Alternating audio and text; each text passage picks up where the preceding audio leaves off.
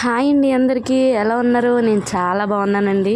ఈరోజు వీడియో వచ్చేసి ఈజీగా ఇంట్లోనే త్వరగా బిర్యానీ ఎలా చేసుకోవాలో చూద్దామండి. ఫస్ట్ ప్యాన్ పట్టుకుని 5 టేబుల్ స్పూన్ గీ వేసుకోవాలండి.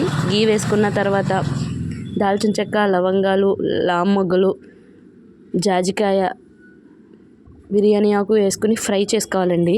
నెక్స్ట్ ఆనియన్స్, పచ్చిమిర్చి, క్యారెట్ ముక్కలు వేసుకుని ఒక 5 మినిట్స్ ఫ్రై చేసుకోవాలండి.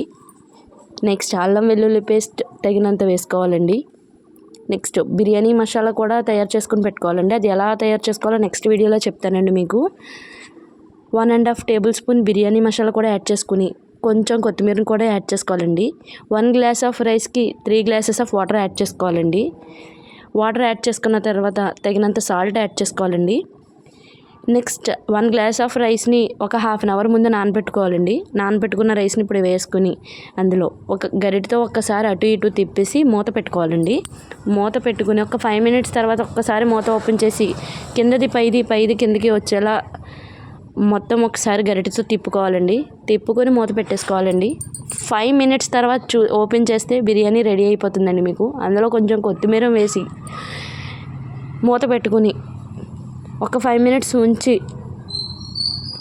సర్వ్ చేసుకోవాలండి.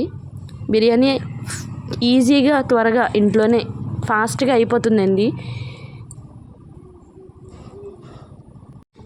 మనం ఇంట్లో చేసుకున్న ఫుడ్ తింటే మన హెల్త్కి చాలా మంచిదండి. థ్యాంక్ యూ అండి. నెక్స్ట్ వీడియోలో కలుద్దాం.